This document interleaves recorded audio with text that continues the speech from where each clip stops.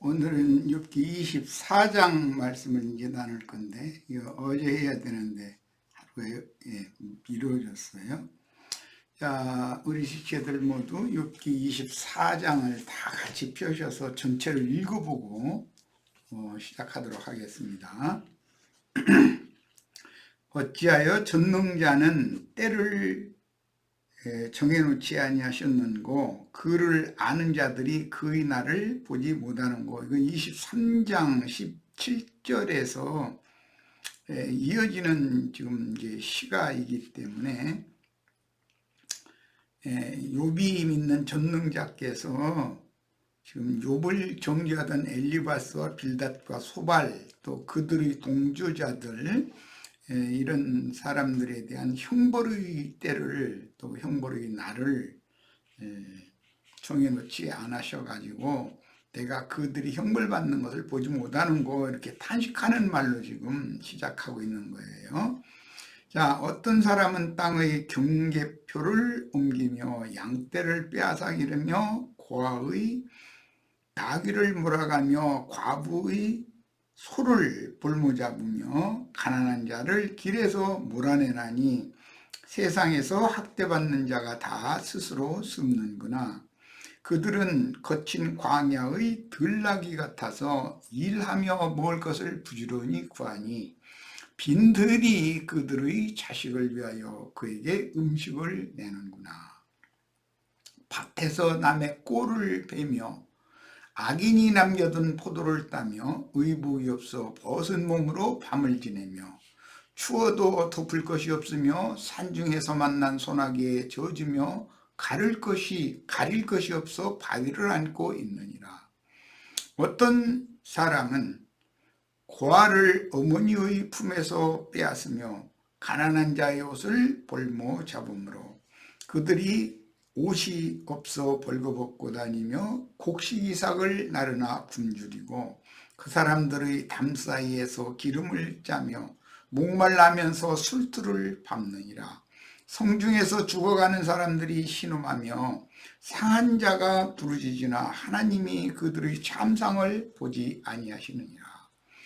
또 광명을 배반하는 사람들은 이러하니 그들은 그 도리를 알지 못하며 그 길에 머무르지 아니하느니라. 사람을 죽이는 자는 밝을 때나 일어나서 학대받는 자나 가난한 자를 죽이고 밤에는 도둑같이 뜨며 간음하는 자의 눈은 저물기를 바라며 아무 눈도 나를 보지 못하리라 하고 얼굴을 가리며 어둠을 틈타 집을 뚫는 자는 낮에는 잠그고 있으므로 광명을 알지 못하나니 그들은 아침을 죽음의 그늘같이 여기니 죽음의 그늘이 두려움을 알미니라. 그들은 물 위에 빨리 흘러가고 그들의 소유는 세상에서 저주를 받나니 그들이 다시는 포도원 길로 다니지 못할 것이라. 가뭄과 더위가 눈 녹은 물을 곧 빼앗나니 수월이 범죄자에게도 그와 같이 하느니라. 모태가 그를 잊어버리고 구더기가 그를 달게 먹을 것이라. 그는 다시 기억되지 않을 것이니 두루이가 나무처럼 꺾이리라. 그는 임신하지 못하는 여자를 박대하며 과부를 선대하지 아니하는도다. 그러나 하나님이 그의 능력으로 강포한 자들을 끌어내시나니 일어나는 자는 있어도 살아남을 확신은 없으리라. 하나님은 그에게 평안을 주시며 지탱해 주시나 그들의 길을 살피시도다. 그들은 잠깐 동안 높여졌다가 천대를 받을 것이며 잘려 모아진 곡식 이삭처럼 되리라. 가령 그렇지 않을지라도 능히 내 말을 거짓되다고 지적하거나 내 말을 헛되게 만들 자가 누구냐, 이랬습니다. 익숙하지 않은 그 고에 익숙하지 않은 이제 현대 젊은이들은 이런 말을 보면 이게 무슨 말인지 좀 굉장히 어렵게 느껴질 거라고 느끼는 분구예요. 그리고 욥이 얼마나 언변도 좋고 유식한 사람인지를 잘 보여주는 그런 문장들로 구성이 되어 있는 욥기 24장 읽었습니다. 우선 욥기 24장의 그 문장을 따라서 요점을 살펴보도록 하겠습니다. 어찌하여 전능자는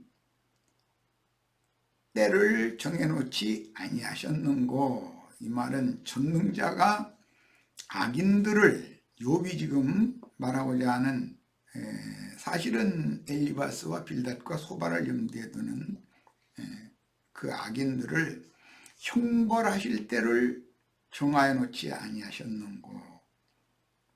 그를 아는 자들이, 그는 그를이라는 것은 악인들을이고, 그 악인들이 형벌받을 날을 보지 못하는 거.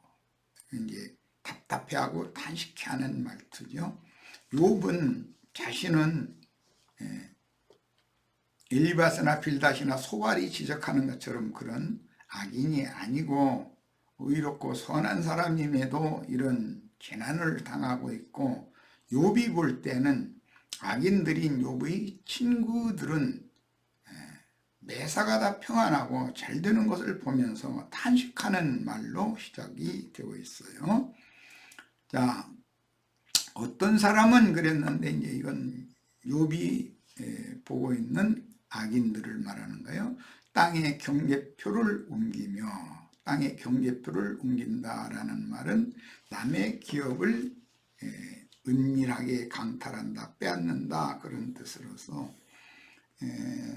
현대 교계의 예로 들자면 세상 목회를 성공한 대형 교회 그 목회자들이 개척 교회들을 다 잡아먹는 상태, 그런 것을 지금 염두에 두고 상징한 말인데, 그때 당시는 율법대로 문자대로 해석을 해야 되는 말씀을 하고 있기 때문에 욥의 그 친구들인 엘리바스, 빌닷, 소발, 이런 사람들이 남의 기업을 은밀하게 강탈했다라는 것을 지금 빗대서 하는 말입니다.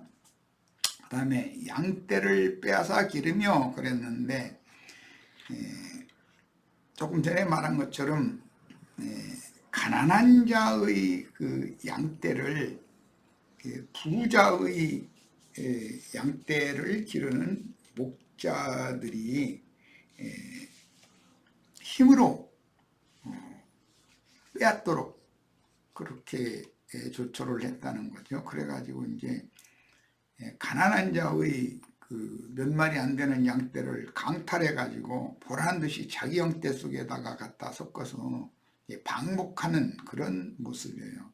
이것은 조금 전에 말씀드린 것처럼 땅의 경계표를 옮기는 것과 같은 짓이고, 그것은 현대식으로 말하자면 이제 영적 적용이에요. 이거는 세상 목회를 성공했다고 하는 대형 교회라고 하는 그 큰 성당이나 예배당 목회자들이 개척교회의 변명되지 않는 양무리를 이제 빼앗아서 자기 대형 교회의 대회에 함께 모이게 이렇게 조처를 한다는 것을 상징하는 말이에요. 그 다음에 고아의 나귀를 몰아가며 그랬는데, 힘으로 강탈하여 빼앗아가는데, 여기에서 고아라고 하는 것은 진실한 주님의 종들을 상징하는 말이에요. 성경의 과부는 주님이 교회를 말하는 것이고 세상 교계와 대비되는 거예요. 그 다음에 고아라는 것은 그 아버지를 잃은 과부의 자식이기 때문에 주님의 교회의 사역자들을 이제 상징하는 말이에요. 그런데 힘으로, 고아의 나귀를 힘으로 강탈하여 뺏어갔다, 이제 이렇게 표현을 했어요. 그러니까 주님과 주님의 지휘자들이 수고해서 우물을 파놓으면 그럴왕의 목자들로 상징이 되어진 세상 교계의 힘 있는 그 목회자들이 와서 그 우물을 메꾸고 또 우물을 파서 마시지 못하도록 회방 놓고 그런 짓을 한다는 거죠. 그 다음에 과부의 소를 볼모 잡으며 그랬어요. 과부의 소라는 것은 뭐 잘 아는 것처럼 주님의 교회의 충성된 종들을 상징하는 거예요. 그런데 그들을 볼모 잡는다라는 것은 가난한 과부에게 뭐 고리대금을 하는 것을 상징하는 말이죠. 어쨌든 주님의 교회를 회방하는 상태를 비유적으로 하는 말이에요. 이건 영적 해석이에요. 그때 당시는 이제 문자대로 가난한 과부에게 돈 몇 푼 빌려주고 고리대금으로 빌려주고 그냥 빌려줄 수 없다.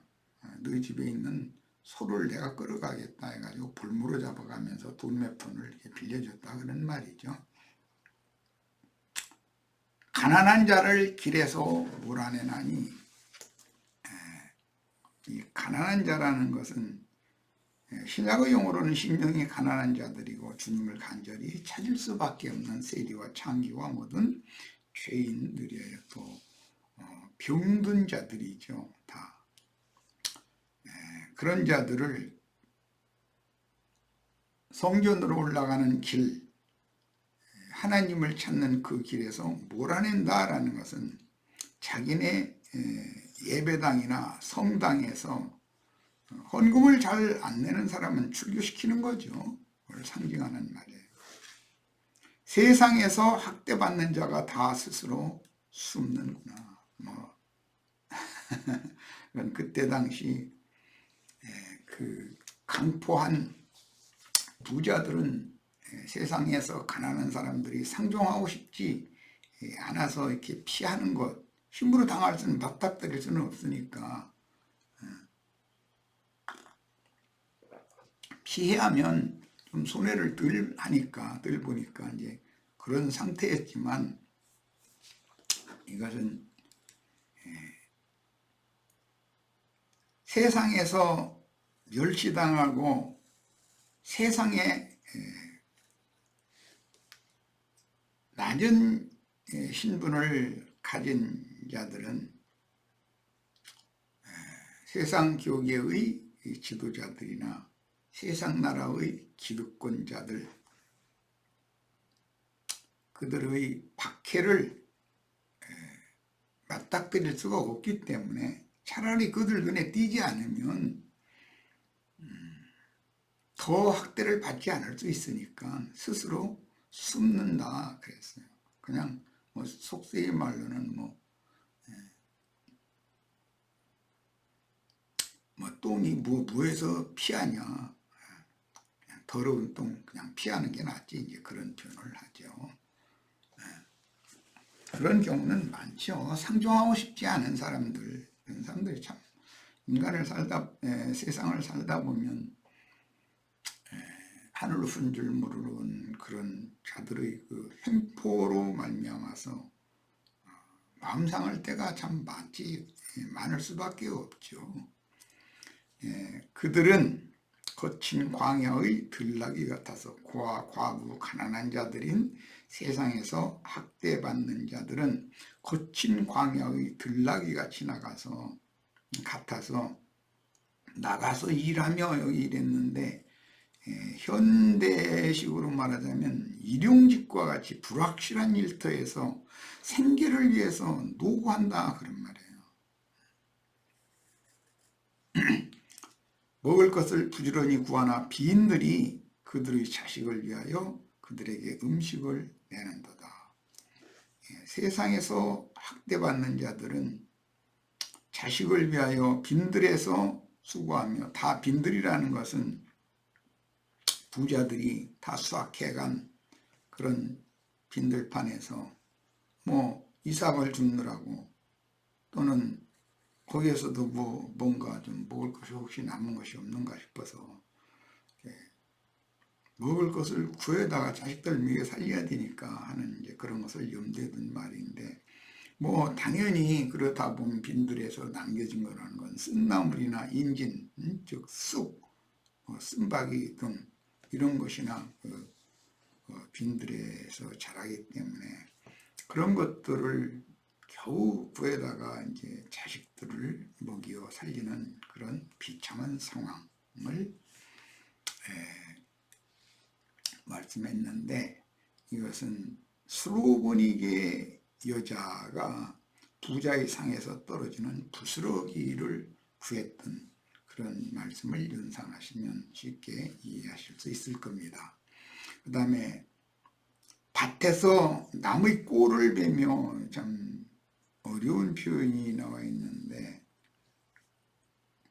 부잣집의 밭에서 그 부자를 위해서 곡식을 베어야 되는데 왜 꼴을 벤다고 했을까? 욥이 볼 때는 그것은 꼴이나 먹는 부자들을 짐승으로 봤기 때문이다 라는 걸 쉽게 알 수 있죠. 자, 악인이 남겨둔 포도를 따며, 악인들이 포도 수확을 할 때는 상품 가치가 없는 것, 또 사람의 팔이 닿지 않는 곳에 맺은 열매, 뭐 부실하게 마련이죠. 그런 것들은 버려두게 마련인데, 그런 것들을 따는 자들, 이들은 이제 율법에 따라서도 과일을 딸 때 과일의 꼭대기에 매달린 것까지 따지 말라. 밭에 곡식을 추수를 하되 밭 모퉁이까지 다 베지 말라. 이는 고아와 과부와 가난한 자들을 위하여 남겨둬라. 이게 율법입니다.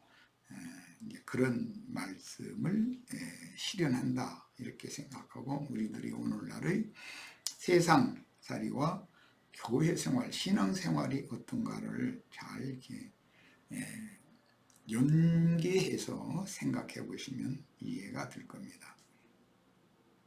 그 다음에 의복이 없어 벗은 몸으로 밤을 지내며, 이것은 가난한 자들이 의복이, 이제 의복은 그때 당시 이불로도 이제 사용을 했기 때문에 한 말인데, 이것은 영적 표현으로 하면 구원의 확신이 없는 자들이죠. 이제 그 부자의 그 큰 회당 대회로 모여서 착취당하는 신자들의 가련한 모습으로 이제 신약의 영적으로는 적용이 되는 거예요. 벗은 몸으로라는 것은 구속이 확실치 않다는 것이고, 밤을 지내며, 주님이 이 생에 지금 현재 살아계시지 않는 동안은 밤으로 비유가 됩니다.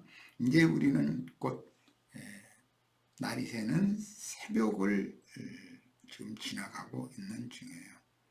먼동이 트고 있는 중이죠. 추워도 덮을 것이 없으며, 이것은 이불로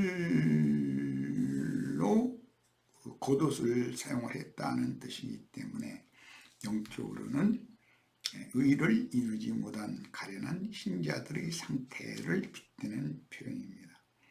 그 다음에 산중에서 만난 소나기에 젖으며 가릴 것이 없어 바위를 안고 있느니라 이랬는데,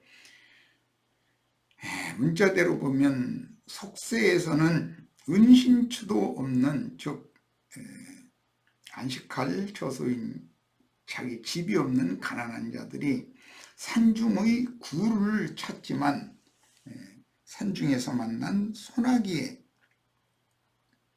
젖고 가릴 것이 없으므로라는 것은, 이제 소나기에 젖은 그 단벌 옷을, 허름한 옷이겠죠. 이것을 벗어서 바위에 이렇게 널어놓고 말리면서